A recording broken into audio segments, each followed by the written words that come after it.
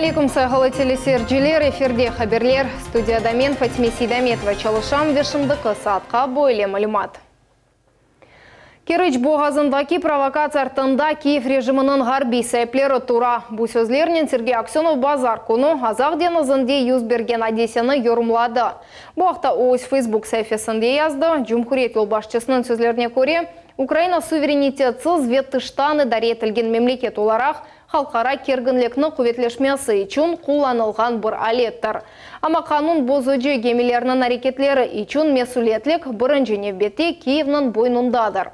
Хатырлатамыз базар күні сабасат еділерде екі көчек зырхлы Бердянск Никополь адлы артиллерия катерлері емде Украина арбиденіз құветлерінің Яникапу рейд буксері Русия Федерациясының девлет сынырындан қанунсыз кечтілер. Тавсилатлы жебі зымлев қамызда. Украин провокациясы базар күні саба башланды. Саат 7-де уч Украин гемісі ООН тәшкілятының дениз ұқуқлары бойынша 19-нче ве 21-нче конвенцияларыны бозып Русияның девлет сынырларындан кечтілер ве Русия Федерациясының территориаль денізінің вақтынча қапалы акваториясына кірділер. Қанун бозучылар Русия хакимиетінің тоқтамалары ақта талапларына құлақ асмадылар ве хафлы әрекетлер яптылар. Украинские военные корабли продолжают движение к Керченскому проливу, в котором действует разрешительный порядок движения и стоянки судов, утвержденный капитаном российского морского порта. Вместе с тем, до настоящего времени заявки установленным порядком не поданы, в график прохода корабли не включены. Корабли не подчиняются законным требованиям российских властей, опасно маневрируют. Пограничной службой ФСБ России принимаются все меры к обеспечению безопасности судоходства и регулирования движения судов в акваториях Черного, Азовского моря и Керченского пролива. Саат 11:30-да Украинаның Бердянск портындан да екі бронь етілген артиллерия гемісі шықты. Амма Русиялы арби катерлер ве құру юк ташыған гемі боғазының кірішіні қапаттылар. Су-25 штурмовик учақлары есе Аваи фезада патрулик етіп башладылар. Русия сыныржылар қызметінің хадимлері Қара деңіз флотының денізжелері или бір қач саат девамында сыныр бозучыларыны тәртіпке чағырмаға тырыштылар. Амма олар бойсунмадылар. Ақшам саат 7-де Русиялы арбиджелер құветлі әрекетлерге кечмеге мечбур олдылар. С целью принудительной остановки украинских военных кораблей применено оружие. В результате в территориальных водах Российской Федерации в Черном море все 3 судна задержаны, доставляются в порт Керчь. 3 легко раненым украинским военнослужащим оказана медицинская помощь. Возбуждено уголовное дело по части 3 статьи 322 Уголовного кодекса Российской Федерации «Незаконное пересечение государственной границы». Следует отметить, что украинской стороне известен порядок прохождения военных кораблей через территориальные воды Российской Федерации и Керчь-Никальскому каналу. Этот порядок ранее уже использовался ими для осуществления мирного прохода. Шымды вазиет нормаллешті шей тынч, құру юк ташыған гемі алынды. Керіч боғазында кечет ачық. Гемелер эвелге кебік қатнай. Девлет думасының мебусы Руслан Бальбек деніздегі адесені Украин арбиджелерінің провокациясы ве Порошенко өз президентлік мүддетіні девам еттірмесі істегенінен бағлы деп аңлатты. Акт агрессии в сторону России, получить либо очередной транш от тех западных институций, в зависимости от которых находятся сегодня киевские власти. Это возможный случай достижения истинного замысла, провокация военного столкновения, получить прямой билет в НАТО. Возможность сохранения для господина Порошенко статуса КВО еще как минимум год, минуя выборы. Русия тышқы ишлер назерлігінің векілі Мария Захарова Украина президенті Петр Порошенконың Керчь боғазында әрекетлеріні бандит әрекетлері деп адлады. Бұл ақта өз Facebook сайфесінде язды. Бұйық елдан бандитлер, әрекетлері де бандитлерінің кебі. Башта провокация япалар сон құветлі басым. Бұндан сон есе агрессияда қабатлайлар, деп язды Захарова. Украинада есе шу вақыт ішінде Милли қавсызлық ве Мудафа шурасы 60 суткаға арби низам көрсетілі вақында қарар алды. Бұл қарарға Украина президенті Петр Порошенко қол тұтты, енді оны Киевдегі юқары шура таздықламақ керек. Украинаның Мудафа назерлігінде хабер етілгеніне көре, силалы құветлерінің эпосы қысымлары арби ұжымға толу дәрежеде азырлар. Қырымда есе бұл адесені Петр Порошенко президент целевларны башқа вақытқа сүрмеге тырыша деп аңлаттылар. Для чего это делается, в принципе, всем понятно, учитывая, что рейтинг у Порошенко ниже, чем у комика Зеленского, то, соответственно, каким-то образом необходимо было что-то делать с выборами. В принципе, введение военного положения позволит еще год ему быть президентом, будут отменены фактически выборы президента Украины. Корабль военно-морских сил не может быть задержан. Задерживают там какие-нибудь там филюги браконьерские, но не военные корабли. Военный корабль, он потому является военным, что он выполняет задачу. Если кто-то мешает ему выполнить задачу, он должен этому противодействовать. В данном случае героизма не вышло. То есть, оказавшись перед лицом опасности, украинские моряки просто-напросто дружно подняли руки. Ну, кто поднял руки, кто там спрятался, так говорят, там в каютах заперся. Но в целом это было банальное, позорное поведение. Товарищи украинские моряки, вас банально кинули. Вас кинули собственное командование и собственная власть. Думаю, это тот еще один урок, который вы должны просто понять, что вы своей власти не нужны. И чтобы вы, как бы вы не пытались изобразить себя верных слуг своего правительства, на самом деле ваша страна вас не любит.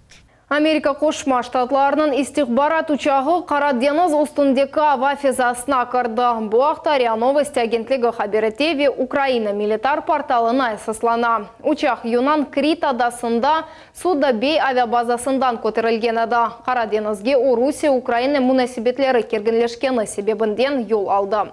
Геми Москва сааты бойынша 9:30-да Бұлғаристанның ава физасында болынды. НАТО тешкилатының генераль Кетибі Қара деңізде Украина тарафындан yapılған провокацияларны музакер етмек үшін елчилер топлашывны кечірмеге разы олды. Бұл ақта НАТО сайтында хабар етілі. Украинаның қавсызлық қызметі сеянда агрессив женг башлануы делили бойынша иш açты, ama агрессия Украина тарафындан yapılды. Русияның девлет сынырны олар боздылар деп қайдыты сиясетшін аслар. Қомшу девлет қавсызлық қызметінің шақси тергібі арби әрекетлерге азыр контр-истихбара чарелері құветлештірілді. Русия дейсе олып кечкен әдеселер Украин президенті сайлавларны бозмақ үшін yapılғаныны қайдыттылар. Они обязаны были уведомить о проходе военных судов в территориальных водах Российской Федерации, чего сделано не было. Ну, все ожидали опять, что американцы прикроют, поддержат, лишь бы скандал раздуть. Однако не получилось, не вышло. Все их так называемые военные суда стоят возле причалов в Керченском морском порту, поэтому, слава богу, то есть все завершилось. А провокация именно в этом и заключалась, наверное, накануне выборов президента Украины. Порошенко эту цель преследовал ввести военное положение, соответственно, то есть стать на этот период единоличным начальником. Это та же попытка экспансии натовских структур, как они осуществляют в отношении территории разных государств, принимая их в свой блок, а здесь они уже лезут в самое сердце юга России. Был заключен соответствующий договор между Россией и Украиной, которое называет это морем общего пользования. А что касается пролива Керченского, то он находится в полной мере в ведении Российской Федерации. И оба берега контролируются Российской Федерацией. Суверенитетом Российская Федерация пренебрегать своим не будет в таких ситуациях и будет действовать строго в соответствии с международными принципами, но твердо, четко и понятно. Қырым татарларының бұтын медени мирас объектлері қанун или қорчаланмақ керек. Бұл ақта матбуат конференциясы девамында Русия Федерациясы Девлет Думасының мебусы Руслан Бальбек білдірді. Медениет ве тарих обеделерінің сақланылығы ве реставрациясы бүгін әкиметінің диққатында болуна. Бұл мақсадларға федераль бюджеттен пара айрыла. Тафсилатлы Айшы Шулакованың левхасында. 2014 сенесіне қадар Қырым татарларының медени абеделері Украина кимиетінің итибарына лайық деп сайылмай еді. Олар елларчы сайыпсыз ве бақылмаған қала еді. Егер бірде-бір ишлер кечірілсе біле, қаба хаталарнен япыла еді. Mesela, Бақчасарайдаки зінчірлі медресе мындатап Украин дәвірінде реставрацион деп адландырылған ишлер кечірілген еді. Топесі жам или қапатылды ве конденсат енді анда шығып күтмей içinde қала ve bu nemlengeni için elbette ki bina zarar görüyor. Ondan gayrı mengili Girayhan türbesinin de topesi anda böyle kubbe şekilde degiledi. O restorasyon yapılganda 14. yıldan evvel o değiştirildi. Evet böyle kültür obyektlerinin sıfatını, korunuşunu değiştirecek şekilde iş alıp barmak olmaz katiyen. Şimdi Қырым мұсылманларының дини идаресі акимиетінен бірлікте зінчірлі медресені Милли Герай түрбесіні ве да Исмаил Гаспринский тарафындан курдырылған яны медресе бинасыны муфтиятының мүлкетіне керек қайтарылмасы üzerinde çalışалар. Егер bu абиделер қайтарылса, олардың аутентик қияфетіні сақлап қалмақтан ғайры биналардың вазифелеріні де жаландырмаға имкан олacak.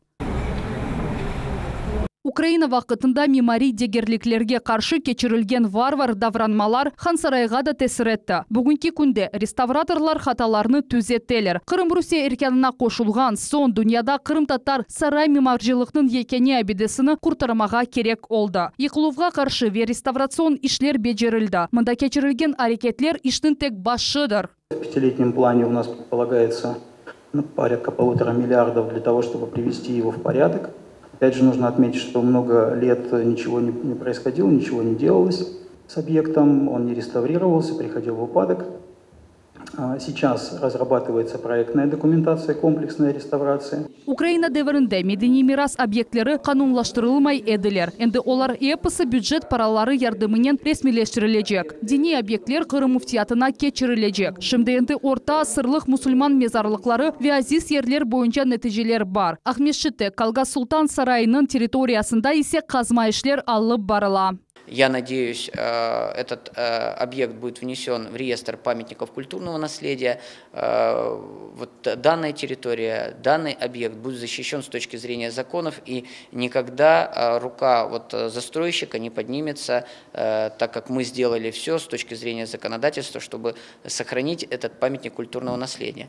После второго этапа археологических изысканий, возможно, будет принято решение в зависимости от находок о музификации данного объекта. Қырым акимиеті дини yolbaşçılar, cemaatçılar Rusya Federatsiyasının kanunlarına binaen Kırım Tatarlarının medeni ve tarihi mirasını saklamak ve korçalamak için her şeyini yapacaklar. Bu tek kadimi abidelerge ait değil, yanı kurulgan obyektlerge de dikkat ayrıla. Bu en evveli Ahmetşit'te tiklengen Cuma camidir. O hakikaten Kırım'ın yaraşığı olacak. Ayşe Şulakova, Ervin Emiraliyev, Millet için.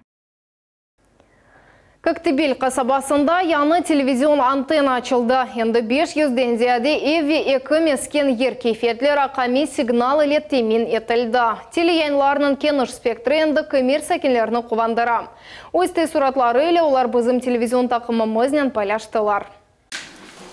Ой, Афизия, смотри, мультики. Идем, Афизия. Мультики идем смотреть. Parlaq ve merhametli multfilmler, faydalı programmalar, eğlenceli yayınlar. Çok balalı ailede bunsuz yaşamak olur mu? Evvelleri Halilovlarının qorantasında televizor ekranlarından tuğan til yanğıramaydı. Kırım Tatar tilinde yayınlagan millet telekanalı olğan aqta onlar bile ediler ama hiç bir vaqt görmegen ediler. Televizorları bu kanalını göstermey, başka kanalları da tosat gösteredi. Все по интернету. Телевизор мы... Эршені интернет вастасынен бақа едік. Телевизор есе көстермейді сағуыныз. Әнді милlet телеканалыны сейіртіжекміз. Тіліміз яңғырajak, балалар бақып куванajаклар. Rakami приставканы оларға çok балалы qoranта деп bedava yerleştirdiler. Malumat ve baq nazirisi televizyon yanıkları aqta şahsen haberdar etti. Neticede nazirge samimi teşekkür sözleri bildirildi. До свидания. Спасибо, скажи. Давай другую ручку. Ой, пожалуйста. Avağa bakmadan keyfiyetli koruntu, yaxşı ses ve güçlü signal. Bu rakami televizyonun xususiyetleridir. Televizorga pristavkanı qoşmaq ağır değil. Kirişler yerde bir tüste şnurlarını bir-birine getirmek gerek. Neticede tünerini yerleştirmek için 15 dakika gerek. Bu yıl içinde yanı televizyon kuleler yerleştirilüvü boyunca büyük iş yapıldı. 18. senesinin başında Kırım'da 16 teleantena rakami signalını darqataydı. Şimdi onların sayısı 37'ge көтерілді. Yılın sonunca 40 dane yapmağa planlaştıralar.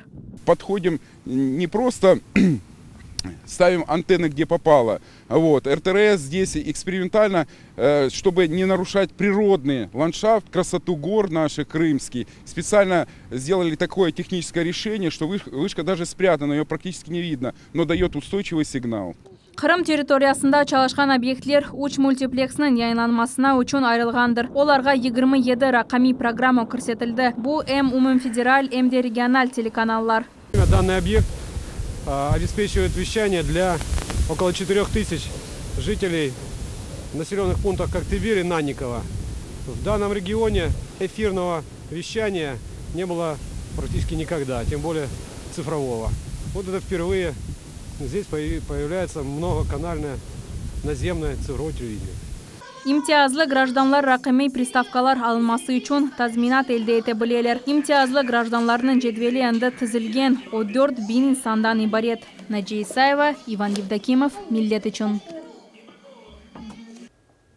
Дубки яни ботки леватке айланма yolunun kuruculuğu devam etti. İşler толу şekilde keti. Keçenlere da bir yol kısmı açıldı. Kurucular Levatki kasabasından çıkan yolda asfalt döşediler ve endi arabalar hareketi açıldı. Katnav skeması biraz denişti ama aydavcılar yolunu adaştırmaylar. Çünkü her yerde maksus işaretler yerleştirilgen. Hatırlatığımız noyabrның 12-sinde hareket birinci üst yolda açıldı. Şimdi mütehassislar elektrik terimelerini detekleyler. Ахмеджетте маршрут канен қадын қақылды. Бүгін саба Вернадский адына Қырым Федераль университетінің баш бинасы янында эталон автобусы пиаделер кечетіне етмезден евел yol keçкен insanı қақты. Қырым бойынша çalışқан içki işler назирлігінің ГИБДД идаресінде хабер еткенлеріне көре қадын елак oldu. Қырым татар тілінде дерчетілген Яны Дүния газетасы өзінің 100 yılығыны қайдетмеге девам етті. Қырым Үндеслік ве педагогика университетінде милли күтліве малюмат васталары, тарих ананелер ве келечек мевзусы бойынша ilmi-ameli конференция олып кечті. Конференция салонында газетаның тарихына алақадарлар, оның садық оқучылары, янлавларының дайми қарманлары топландылар. Долгое время и по сегодняшний день газета является рупором культурным крымско-татарского народа. Исторически можно сказать, что с момента создания данной газеты крымско-татарская интеллигенция, писатели, поэты объединялись вокруг именно этого издания, и Яны Дүния был площадкой для того, чтобы донести о своих творениях, формировала этнический каркас, единое культурное, информационное пространство для крымских татар, где бы они ни проживали. Газета біздің фікірімізні, біздің дүниямызны, біздің істегімізні әрдайым білдіріп келді. Газетада біздің ең büyük интеллектуал тақатымыз сақланды, газета бола тұрып. Ve бүгін мен айтсам біздің университетте çoğdan-çok ana şu gazetede çalışkan, şu gazetede pişip gelgen insanlar bizim üniversiteye geldiler, disertasiya yakladılar. Bek tırışıp geleceğimiz için çalışıyorlar. Uzunun 100 yıllık tarihinde muharririyetinin kolektivi bu hem Kırım Tatar yazıcıları, hem şair ve publisistleri ana tilimizni, edebiyatımızını ve medeniyetimizni saklap kaldılar ve inkişaf ettirdiler. Kırımlılarının birçok ictimai problemalarını aydınlattılar. Bundan gayrı gazeta ya jurnalistler için ustalık mektebi oldu ve milli kütlevi malumat vasıtaları için kadrolarını hazırladı. Именно эта газета сохранила колорит, идентичность, культуру, самобытность и, самое главное, основной менталитет, мысли, содержание и идеи народа. И я хочу подчеркнуть, что все эти мысли были выражены в очень красивом, литературном, правильном крымско-татарском языке. Сегодня эта газета, наверное, является эталоном.